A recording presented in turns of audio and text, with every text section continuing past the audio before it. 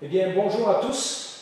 Le sujet que je voulais dresser ce matin dans tout le conseil de Dieu, la leçon 12, c'était la question de l'Église et des autorités. Parce que dans un monde où c'est devenu la norme de se rebeller ou de résister à l'autorité, est-ce que les chrétiens sont appelés à avoir une attitude différente? Alors, je vous conduis dans un mot de prière et ensuite nous commencerons.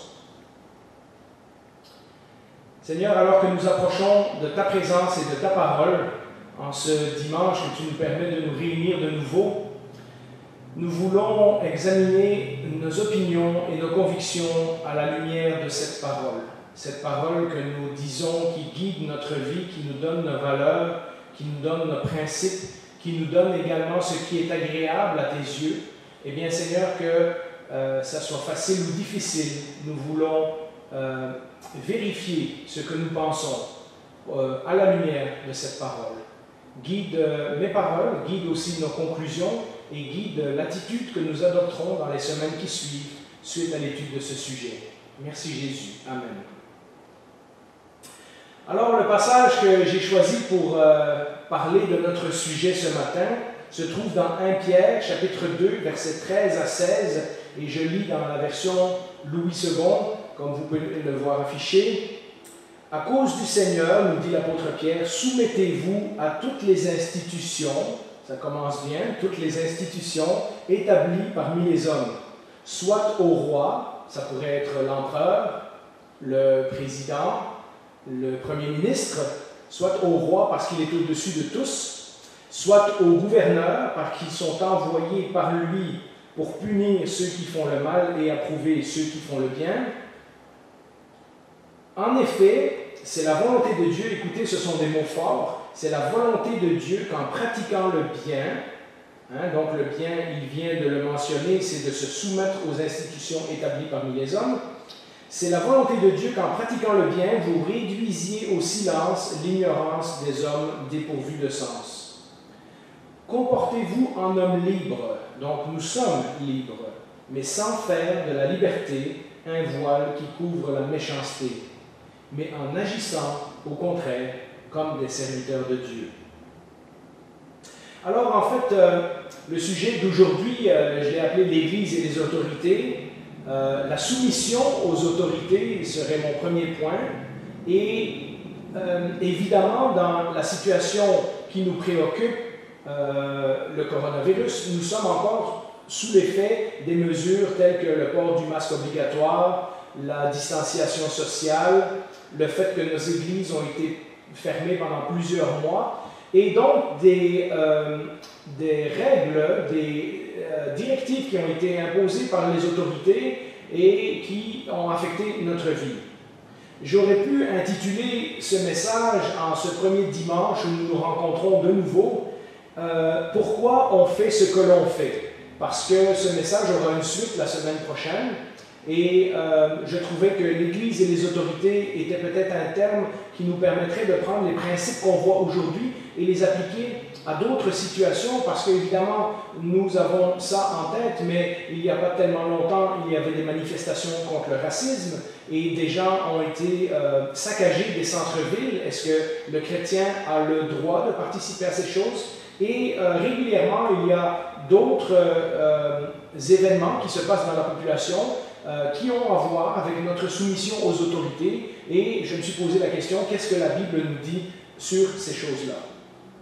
En d'autres mots, puisque j'ai dit pourquoi on fait ce que l'on fait, pourquoi en recommençant l'Église, nous avons suivi certaines directives qui nous ont été données par différents groupes qui sont en autorité au-dessus de nous. Eh bien, la Bible dit que nous sommes appelés à obéir à Dieu, nous sommes appelés à obéir aux autorités, comme nous l'avons vu dans le texte. Nous sommes aussi appelés à faire preuve de prudence et de compassion. Et ce sont des choses que j'espère qu'aujourd'hui et la semaine prochaine, nous pourrons mettre tout ça ensemble et nous faire une idée réellement de pourquoi nous agissons comme nous agissons. Nous sommes, d'après le texte de Pierre, appelés, et rappelez-vous, Pierre qui lui-même va se faire crucifier par les autorités romaines, nous sommes appelés par l'apôtre Pierre à honorer des gens qui sont dans des postes d'autorité. et même à prier pour eux selon les mots de l'apôtre Paul. Si nous lisons notre prochain texte, 1 Timothée chapitre 2, versets 1 à 4, Paul nous dit ceci: « J'encourage donc avant tout à faire des demandes, des prières, des supplications, des prières de reconnaissance pour tous les hommes. » Je vous l'ai déjà expliqué une fois, ça ce sont différentes sortes de prières qu'on trouve dans la Bible, mais donc c'est des indications que nous devons approcher Dieu dans la prière de différentes façons, dans ce cas-ci pour les autorités. Et ensuite, il nous explique à partir du verset 2, pour les rois et pour tous ceux qui exercent l'autorité, afin que nous puissions mener une vie paisible et tranquille, en toute piété et en tout respect. Voilà la raison principale pour laquelle nous devons prier pour eux. Mais une autre conclusion, au verset 3, voilà ce qui est bon et agréable devant Dieu, notre Sauveur. Lui qui désire que tous les hommes soient sauvés et parviennent à la connaissance de la vérité. Alors vous voyez comment Paul fait le lien entre nos prières pour les autorités, afin que l'on puisse vivre une vie paisible, et tout ça est agréable à Dieu. Et lorsque nous vivons une vie paisible dans un pays qui est bien dirigé, et où nous nous soumettons, nous chrétiens, en tant que bons citoyens, aux autorités, eh bien ça nous permet d'annoncer le message de l'Évangile, et ça permet donc que tous les hommes soient sauvés et parviennent à la connaissance de la vérité. Mais avant que l'on poursuive la réflexion de cette semaine et la réflexion de la semaine prochaine, je voulais faire un rappel rapide des leçons que nous avons vues sur le chemin de Jésus, sur ce que constitue l'Église. Et si vous avez oublié, je vous invite à réécouter ces messages. Je pense que c'est 41, 42, 43, 44 dans ces messages-là. Vous irez voir sur le site YouTube. Nous avons dit dans les années passées que lorsque nous devenons chrétiens, nous ne sommes pas simplement sauvés tout seuls. Dieu nous met dans une famille, et cette nouvelle famille est l'Église. Nous sommes appelés des frères et sœurs parce que c'est comme ça que Dieu nous voit. Nous avons vu également que c'est lui, par le travail du Saint-Esprit, qui rajoute à cette Église les personnes qu'il se choisit. Et donc, nous avons vu qu'il y a des frères et sœurs, et nous-mêmes, qui avons des arrière-plans, des langues, des cultures, des expériences de vie, et même des caractères différents. Et le Seigneur nous met tous ensemble pour apprendre à former son Église. Et nous avons vu que cette famille que Dieu appelle l'Église, il la prépare à devenir semblable à Jésus-Christ. Et donc, ça c'est l'objectif, afin de célébrer sa gloire dans Éphésiens. Et c'est avec cela en tête que je veux qu'on aborde la question qu'on est en train d'examiner aujourd'hui. Pourquoi on fait ce que l'on fait? Parce que nous sommes l'Église, parce que nous sommes l'Église de Jésus-Christ, parce que nous sommes l'Église du Dieu vivant. Une fois de plus, comme je l'ai dit dans ma prière du début, il serait important que nous mettons en stand-by pendant quelques instants nos convictions, nos opinions, ou même la façon de voir qui nous est venue du monde, parce qu'évidemment, le monde nous influence avec sa façon de penser, et parfois cette façon de penser pénètre dans nos esprits, parfois simplement par ignorance ou parce que nous ne savions pas que la Bible adressait tel sujet, mais parfois parce que nous pensons que nous avons le droit de réagir comme ça ou de penser comme ça, et nous ne voyons pas qu'est-ce que la Bible pourrait nous dire sur la situation. Et donc nous devons chercher dans la parole de Dieu à façonner nos attitudes, à façonner nos valeurs, à façonner nos principes selon ce que Jésus voudrait, la façon dont Jésus voudrait qu'on vive. Dans un monde en crise, comme celui que nous connaissons, mais à mon avis, les crises sont loin d'être finies. À mon avis, nous sommes dans une période qui va s'étirer sur un bon moment. Dans un monde en crise comme le nôtre, nous devons démontrer par nos paroles, mais aussi par nos actions, par notre comportement, que nous avons confiance en un Dieu qui prend soin de nous, comme sa parole nous le dit, mais qui nous donne aussi des instructions et des enseignements sur comment nous comporter dans le monde. Puisque Dieu est un Père qui aime ses enfants, il ne laissera pas ses enfants dans le vague. Alors, avec toute cette Église, toute cette idée de l'Église en tête, j'aimerais adresser le point suivant. La soumission, oui, mais à quelle autorité?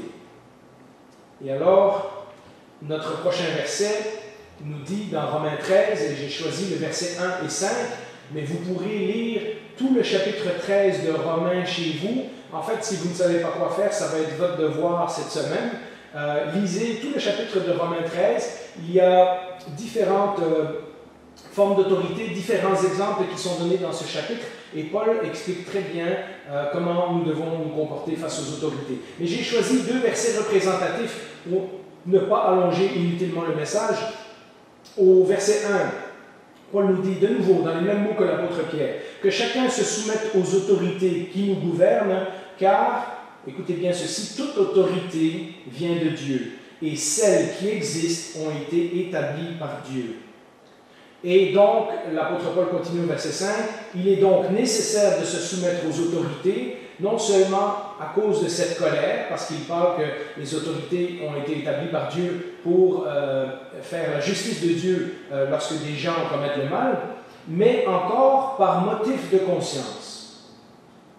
Alors, c'est un verset qu'on prend pour acquis, que chacun se soumette aux autorités. En général, quand les choses vont bien, on est soumis aux autorités. Quand c'est quelqu'un qui est au pouvoir, qu'on aime, on est soumis aux autorités. Quand le gouvernement prend des décisions qui font notre affaire, eh bien, on est soumis aux autorités. Mais quand on vit une crise, et c'est un peu ma question d'aujourd'hui, quand on vit une crise, quand le gouvernement prend des décisions qu'on n'aime pas, est-ce qu'on a le droit de sortir dans la rue et d'aller tout casser? Rappelons-nous que Paul est en train d'écrire ces mots aux chrétiens qui sont à Rome, et qui sont dans la capitale de l'Empire. Et comme à différentes périodes de l'histoire, en général dans les grandes villes ou dans les grandes capitales de l'Empire, les décisions que le gouvernement, ou dans ce cas-ci l'empereur, prenait, affectaient immédiatement les chrétiens dans la ville de Rome. Et donc Rome était connue pour avoir régulièrement des rébellions, des révoltes. Ce n'est pas la seule grande ville dans l'Antiquité ou même dans l'histoire jusqu'à récemment où il y a eu des grandes manifestations. Il y a un effet dans la capitale d'un pays ou dans les grandes villes d'un pays, il y a un effet de foule qui fait qu'en général il y a un entraînement et c'est dans ces milieux-là que les révoltes et les rébellions arrivent le plus souvent. Dans des villes qui étaient à des milliers de kilomètres de Rome et qui étaient plus ou moins indépendantes ou qui se gouvernaient toutes seules, peut-être que les chrétiens n'étaient pas affectés de la même façon. Mais nous voyons par exemple dans le cas d'Aquilas et Priscille que lorsque l'empereur a décidé de chasser les Juifs ou les chrétiens de Rome, eh bien, ils n'ont pas eu le choix de quitter Rome. Et lorsqu'un autre empereur venait plus tard et disait « ben non, cette loi-là, elle n'existe plus », les gens revenaient à Rome. Et donc, Paul écrit à des chrétiens qui sont peut-être les plus susceptibles de se révolter dans la capitale de l'Empire romain parce que c'était quelque chose qui arrivait souvent. Et donc, on peut comprendre qu'en vivant dans ce milieu-là, les chrétiens auraient peut-être été tentés de faire comme tous les autres, faire la désobéissance civile, faire de la révolte, etc., etc. Les chrétiens auraient pu trouver cela légitime en disant « nous ne sommes pas d'accord avec le gouvernement, alors on va prendre les armes, on va mettre la ville à feu et à sang, etc. » Et Paul dit « non, c'est pas comme ça que des chrétiens doivent montrer l'exemple. » Ce texte et le texte de Pierre que nous avons lu en introduction nous parle des autorités comme venant de Dieu. Nous l'avons lu à plusieurs reprises, toute autorité a été établie par Dieu. Et puisque Dieu est un Dieu d'ordre et de grâce, et on voit dans l'Ancien Testament à beaucoup d'endroits que Dieu est un Dieu d'ordre, mais en fait, simplement en prenant le chapitre 1 de la Genèse, on voit que Dieu ordonne l'univers en séparant le jour et la nuit, le ciel et la terre, etc., etc. Dieu a mis des règlements. Dieu veut que les affaires fonctionnent de façon ordonnée. Eh bien, pour cela, ces textes nous disent, Dieu a établi des autorités dans le but que le mal soit puni et que les innocents soient protégés. Pour que nous puissions vivre une bonne vie remplie de piété, etc., etc. Jésus lui-même, puisqu'on a lu que toute autorité était établie par Dieu, Jésus lui-même dira à certain nombre de reprises, notamment dans ce qu'on appelle le grand commandement, « Allez, faites de toutes les nations mes disciples ». Mais vous relirez Matthieu 28, verset 18, et vous verrez que ça commence « Tout pouvoir m'a été donné sur le ciel et sur la terre ». Et donc, Jésus est en train de dire qu'il a tout le pouvoir. Le texte de Pierre et le texte de Romains nous disent que Dieu a établi les autorités. Et donc, il faut que l'on comprenne que les autorités qui sont en place ont été établis par Dieu. Ce n'est pas des hommes qui ont choisi eux-mêmes d'arriver là, c'est Dieu qui, d'une certaine façon, permet ou contrôle, d'une certaine façon, les gens qui se retrouvent en position d'autorité. On parle du gouvernement, mais ça pourrait être les professeurs, ça pourrait être des gens qui ont, comme la police, ça pourrait être des gens qui ont une certaine autorité sur nous. Donc, logiquement, la conclusion, c'est que les autorités qui sont sur la terre font ce que le Seigneur leur permet. Ça ne veut pas dire que le Seigneur est responsable des mauvaises décisions des autorités, mais le Seigneur permet, comme dans le cas de Job, le Seigneur permet que Satan s'attaque à Job, mais seulement jusqu'à un certain point. Il dit, tu feras ça, mais tu n'iras pas plus loin. Eh bien, nos autorités, on pourrait les voir de cette façon-là. Ce qui veut dire que pour être totalement honnête et pour être totalement humble, il nous faudrait reconnaître que lorsque Dieu a mis des gens au pouvoir, lorsque des gens sont des autorités dans certains domaines, ils sont là pour une bonne raison. Nous ne sommes pas des experts, nous ne sommes pas des professionnels, nous ne sommes pas des savants. Nous prenons nos opinions à gauche à droite, nous écoutons les nouvelles, mais comme je l'ai dit au début, il faut qu'on soumette ces opinions à la parole de Dieu. Et Dieu a établi des gens en autorité qui sont normalement intelligents, éduqués, qui ont des connaissances, que ce soit dans le domaine de la médecine, dans le domaine de la finance, dans le domaine de comment diriger un pays, etc., qu'il serait tout à notre avantage d'écouter. Parce que si tout le monde se met à faire comme il veut, eh bien, vous comprenez, c'est l'anarchie. Proverbe 22, verset 3 nous le dit d'une autre façon, « L'homme prudent voit le mal et se met à l'abri. » Est-ce que ça veut dire que notre gouvernement a eu raison sur tous les points? Est-ce que ça veut dire que l'Organisation mondiale de la santé sait tout sur le coronavirus et qu'on devrait leur obéir aveuglément? Non, ils peuvent s'être trompés. Mais pourtant, et ça se pourrait que ça soit, c'est difficile à dire ça, mais ça se pourrait que ça soit moins grave, par exemple au Québec, que ce qu'on pensait que ça serait. Mais pourtant, le texte nous dit, l'homme prudent voit le mal et se met à l'abri. Peut-être ça arrivera, peut-être ça n'arrivera pas, mais l'homme prudent voit le mal et se met à l'abri. Mais ceux qui manquent d'expérience, dans un autre texte, ça dit ceux qui sont stupides, vont de l'avant et en subissent les conséquences. Ce qui veut dire, en d'autres mots, on t'a prévenu, si tu n'écoutes pas et qu'il t'arrive quelque chose, tu n'auras que toi à blâmer. Alors vous me direz, oui, Jean-Philippe, la soumission aux autorités, c'est bien quand on a un premier ministre qui fait notre affaire, quand on a un gouvernement qui prend des bonnes décisions. Mais est-ce qu'on doit se soumettre même aux mauvaises autorités? Et c'est peut-être là que se situe le creux du débat, hein, le nœud de notre problème. Parce qu'évidemment, dans un monde faillible, dans un monde qui a été contaminé par le péché, on comprend que même les gens qui sont en autorité, même les gens qui ont un certain pouvoir, même les gouvernements font des erreurs et prennent des mauvaises décisions. Et entre nous, nous pouvons, à la maison par exemple, discuter de tel ou tel aspect et trouver que le gouvernement n'a pas été conséquent avec lui-même, ou bien il a pris une décision et puis 5 mois après il a pris une autre décision. Mais lorsque la loi nous est proposée, lorsque les directives nous sont données, eh bien, même si nous ne sommes pas d'accord, nous devons quand même respecter cette loi. Je vous donne un autre exemple. Est-ce que vous préférez aller au IGA et puis passer 20 minutes à vous astiner avec le monsieur ou la madame qui sont à la porte parce que vous décidez que vous ne voulez pas porter le masque, ou est-ce que vous mettez le masque et vous allez magasiner parce que c'est juste plus simple comme ça? Nulle part dans la Bible, il nous est dit que lorsque les décisions que le gouvernement prend ne font pas notre affaire, on a le droit de sortir dans la rue et tout casser. Nulle part dans la Bible, nous avons le droit de nous révolter ou de nous rébeller contre le gouvernement. Il y a quand même une exception, et c'est la seule exception dans l'Écriture. Dans Actes chapitre 4 et dans Actes chapitre 5, nous voyons qu'à 2 moments, les apôtres ont été arrêtés et on leur a ordonné de ne plus prêcher au nom de Jésus. La seule exception que la Bible nous donne, où nous pouvons refuser d'obéir au gouvernement, c'est si le gouvernement nous empêchait de propager le message de la bonne nouvelle. À ce moment-là, nous aurions le droit, selon la parole de Dieu, puisque Pierre et les apôtres disent il est préférable d'obéir à Dieu que d'obéir aux hommes dans ce cas-là. Mais c'est la seule exception. D'ailleurs, ça expliquerait pourquoi, par exemple, en Californie, certaines églises ont décidé de tenir des cultes récemment, malgré tout, parce qu'en Californie, le gouverneur a décidé que les églises étaient fermées indéfiniment, puisqu'il y a eu une recrudescence de la pandémie, ils ont eu peur et ils ont décidé qu'ils fermaient tout indéfiniment.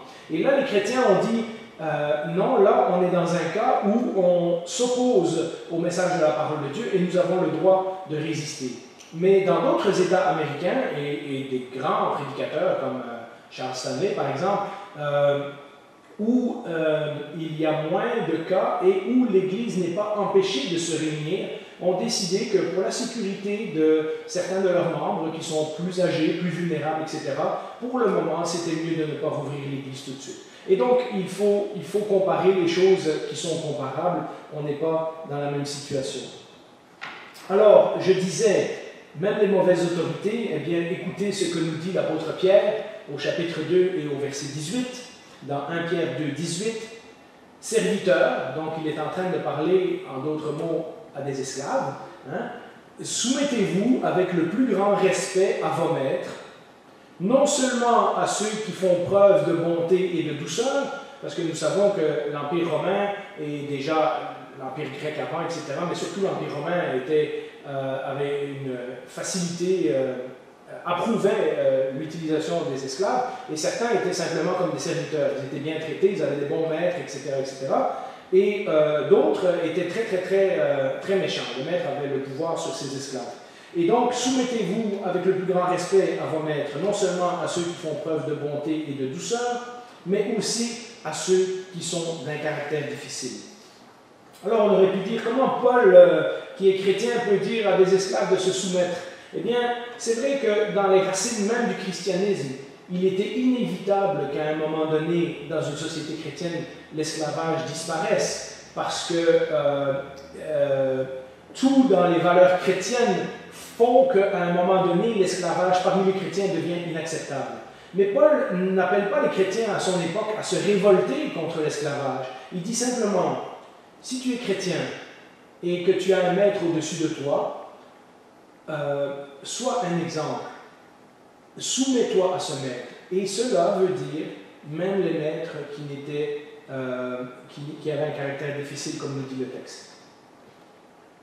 Pour prendre un autre exemple de la Bible, rappelez-vous l'histoire de David et Saül. David a été choisi par Samuel, le grand prophète d'Israël, pour devenir le prochain roi. Ensuite de ça, il va et il bat Goliath.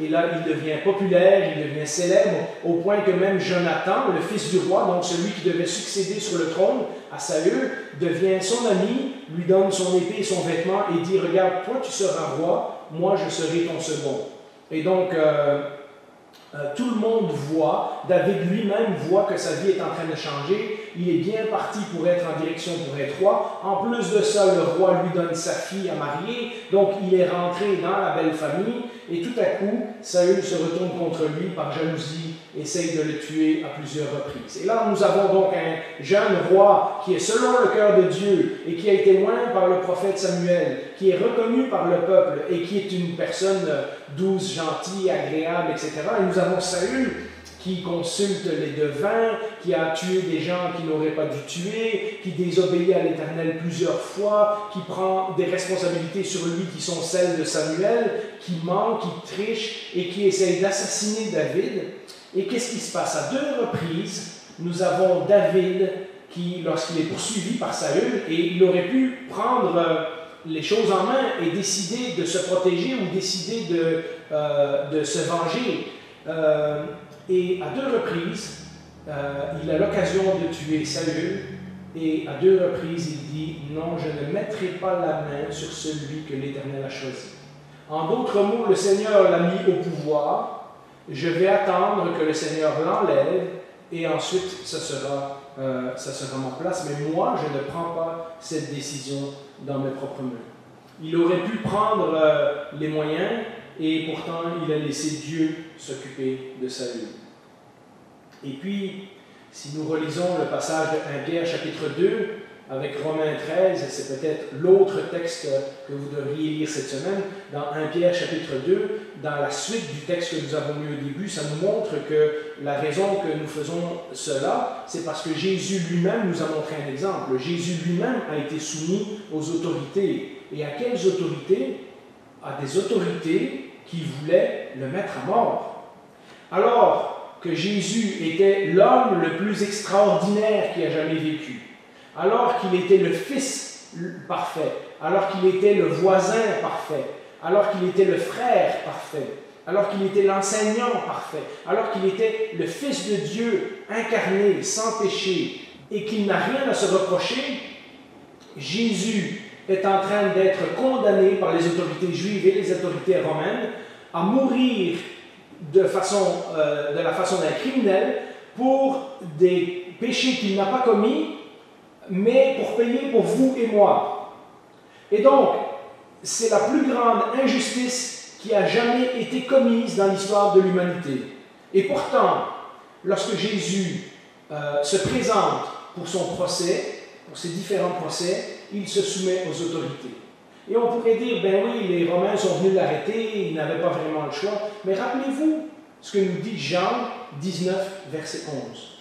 Au moment où Jésus est devant Pilate et que Pilate fait son petit numéro, Jésus lui dit, tu n'aurais aucun pouvoir sur moi s'il ne t'avait pas été donné d'en haut. Donc Jésus sait très bien que le pouvoir que Pilate possède lui vient de Dieu. Il sait très bien qu'il va être mis à mort pour quelque chose qui est totalement injuste et pourtant il se soumet à l'autorité en place. D'ailleurs, au jardin de Gethsémane, Jésus dira au moment où Pierre veut sortir son épée, arrête ça, si je voulais, Dieu m'enverrait tout de suite 12 légions d'anges pour me défendre. Mais ce n'est pas le chemin que j'ai choisi, c'est le chemin de la soumission. Et donc, vous voyez, dans les textes du début, on a vu que tout pouvoir lui avait été donné, on a vu que Dieu a établi les autorités, on voit ici que Jésus dit lui-même à Pilate, tu n'as aucun pouvoir sur moi si c'est celui que mon Père t'a donné, et pourtant, malgré tout ça, Jésus accepte de se soumettre aux autorités qui vont le condamner injustement. Jésus est notre exemple, et un exemple pas évident à suivre. Mais on s'entend, chers frères et sœurs, que devoir porter un masque pendant quelque temps ou devoir garder 2 mètres de distance entre les gens, ça n'a aucune commune mesure avec l'injustice que Jésus a vécue. Alors, je me pose la question. Bien, on a parlé que nous devions nous soumettre aux autorités. Nous avons parlé que nous devons nous soumettre également aux autorités même lorsqu'elles sont mauvaises ou qu'elles prennent de mauvaises décisions ou que parfois elles commettent l'injustice. Alors, il faudrait savoir pourquoi nous devons nous soumettre aux autorités. Pourquoi nous devons prier pour eux. Pourquoi Dieu veut que l'on se comporte de cette manière. Et c'est de nouveau Paul qui répond à cela dans Tite chapitre 3, versets 1 à 3. Et dans l'image, on ne le voit pas tellement bien, mais l'image que j'ai choisie, c'est Paul en prison, parce qu'évidemment, lorsque Paul écrit les lettres à Tite et à Timothée, c'est vers la fin de sa vie, et il est emprisonné, et donc cet apôtre qui est en prison par des autorités, et nous savons que ces accusations et ces condamnations sont injustes, eh bien, ce même apôtre qui est dans les chaînes écrit ceci à Tite, rappelle-leur, donc rappelle aux gens de ton Église, de se soumettre aux magistrats et aux autorités, de leur obéir, et de nouveau il fait ce drôle de lien qu'on a vu dans d'autres textes, d'être prêt pour toute œuvre bonne. C'est drôle que lorsque on obéit aux autorités, c'est toujours associé à une bonne œuvre ou à faire ce qui est agréable à Dieu ou à faire la volonté de Dieu. Vous relirez les textes. De ne calomnier personne, ça veut dire ne pas parler sans arrêt et insulter les gens qui sont au pouvoir, d'être pacifique, conciliant, plein de douceur envers tous les hommes. Et regardez maintenant le lien que Paul fait. Nous aussi, en effet, nous étions autrefois stupides. Donc, il est en train de faire le lien entre comment il était avant de devenir chrétien et maintenant qu'il est chrétien. Nous aussi, en effet, nous étions autrefois stupides, rebelles, égarés, esclaves de toutes sortes de passions et de plaisirs. Nous vivions dans la méchanceté et dans l'envie, nous étions odieux et nous nous détestions les uns les autres. Et Paul est très clair là. Il y a deux styles de vie. Il y a celui lorsque nous ne connaissions pas Dieu, et vous en voyez la description, lorsque nous étions dépourvus de la sagesse de Christ. Dans d'autres textes bibliques, comme je l'ai dit tantôt, on va utiliser le mot stupide, c'est un mot fort. Eh bien, ce sont des choses que nous faisions. Ce sont des choses qui étaient motivées par des mauvaises racines, et ça semblait naturel et ça semblait logique pour nous d'agir de cette façon. Mais nous n'avions pas l'esprit éclairé par la parole de Dieu. Et maintenant que nous sommes devenus enfants de Dieu, notre attitude doit être visiblement, et j'insiste sur ce mot-là, pas simplement en parole, mais aussi visiblement par nos actions, notre attitude doit être visiblement différente. Le texte du début nous rappelle que c'est par notre attitude, par cette attitude que nous allons avoir qui est différente des autres, que nous réduisons au silence les hommes ignorants. Et donc, voilà pourquoi le Seigneur nous demande de nous soumettre aux autorités. Il y a un test facile à faire, mais qui ne fera pas plaisir à plusieurs d'entre nous, et j'ai fait ce test et je dois avouer que je n'en suis pas fier. Demandons-nous, dans la dernière semaine, dans le dernier mois, dans la dernière année, combien de temps j'ai passé à critiquer, et parfois férocement, mon gouvernement, et en comparaison, combien de temps j'ai écouté les conseils des apôtres, et combien de temps j'ai passé à prier pour eux. Et pour certains d'entre nous, eh bien, ça sera tout un examen de conscience. Nous aurons un certain ménage à faire. Comme je l'ai dit précédemment, nous avons étudié sur les conflits. Et donc, puisque justement nous sommes confrontés à des décisions possiblement conflictuelles, puisque nous ne sommes pas tous toujours d'accord avec les décisions de notre gouvernement, je vous invite à relire les notes sur les conflits et à voir comment nous devons nous comporter en cas de désaccord, etc. Mais vous savez, le gouvernement, la CSST, mais aussi notre union d'église, puisque notre église fait partie d'une union à laquelle nous nous sommes joints volontairement, le conseil d'église, les diacres et les anciens sont autant d'autorités établies par le Seigneur. Nous pouvons ne pas aimer leurs décisions, et je suis certain que certaines des mesures que nous avons prises pour réouvrir l'Église semblent excessives à certains d'entre vous. Mais je dirais même peut-être certains vont qualifier certaines de nos décisions de ridicules.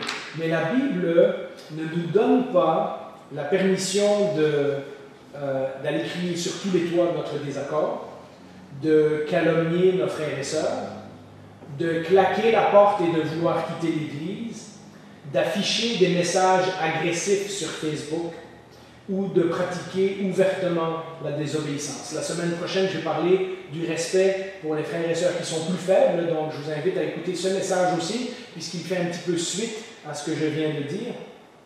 Le monde agit déjà comme cela. Ça, les gens du monde, ils le font et ils le font très bien. Nous, nous sommes appelés à vivre différemment. Pierre nous dit, et de nouveau je vous renvoie au texte du début, Pierre nous dit que c'est à cause du Seigneur que nous agissons ainsi. À cause du Seigneur, soumettez-vous à toutes les institutions établies par les hommes. Et peut-être la meilleure façon de résumer tout ça, je vous dirais, est parce que nous sommes déjà des citoyens des cieux, nous devrions être également les meilleurs citoyens ici-bas sur la terre. Alors je vous invite à un mot de prière.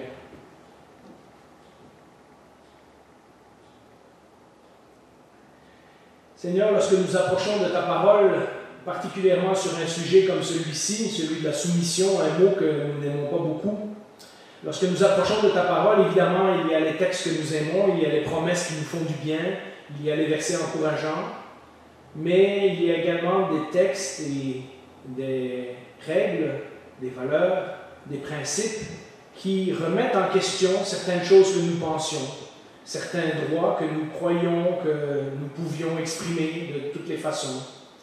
Et je me doute que le message d'aujourd'hui rejoint plusieurs d'entre nous et nous oblige à penser à quelle est notre relation avec les gens que tu as mis en autorité.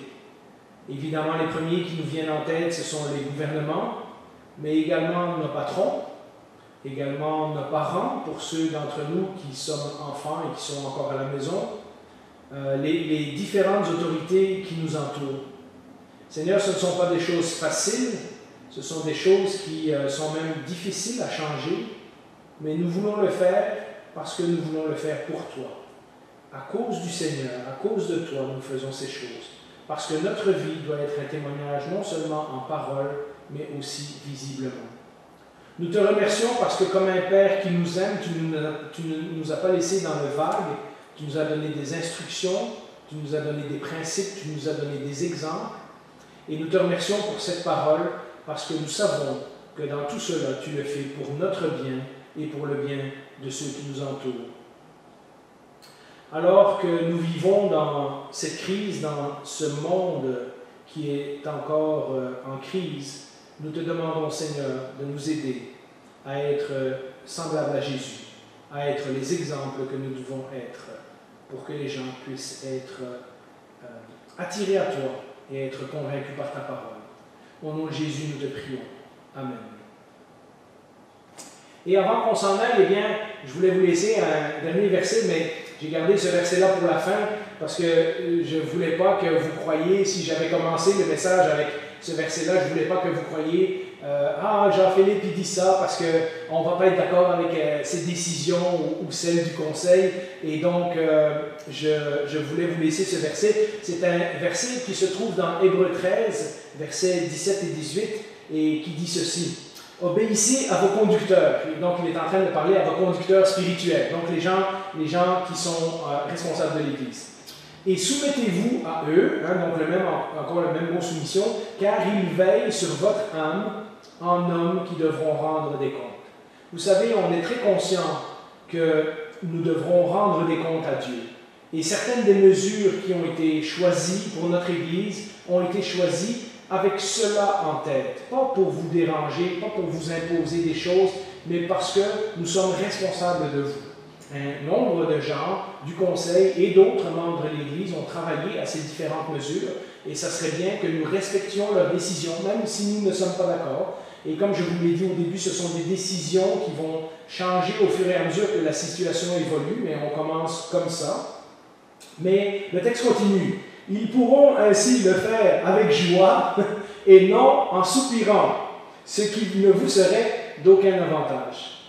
Donc, ça va être beaucoup plus agréable de diriger une église lorsqu'on sait que les gens respectent nos décisions. Priez pour nous, et Paul, l'auteur de l'Épître aux Hébreux, écrit priez pour nous, donc il s'inclut dans ses dirigeants. Nous sommes en effet convaincus d'avoir une bonne conscience puisque nous voulons bien nous conduire en toutes circonstances. Et c'est exactement ce que les gens responsables ont voulu faire dans la situation que nous vivons. Ils ont voulu se conduire bien dans les circonstances et donc ils ont pris les mesures qu'ils pensaient appropriées. Alors je vous invite à réfléchir à ces versets, je vous invite à en discuter peut-être entre vous. Cette semaine, le message sera affiché sur YouTube. Les notes seront également disponibles si j'envoie les emails, mais si vous ne les recevez pas, écrivez-moi un petit email. Et donc, je vous invite à réfléchir à ces choses-là. Et plusieurs d'entre vous seront absents la semaine prochaine, évidemment, parce que nous limitons les places. Mais je vous invite à écouter le message de la semaine prochaine qui va parler de pourquoi on fait ce qu'on fait, parce qu'on veut prendre soin des plus faibles.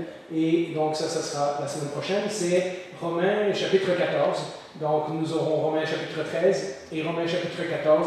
Ce sont vos devoirs pour cette semaine et la semaine prochaine. Merci. Bonne semaine.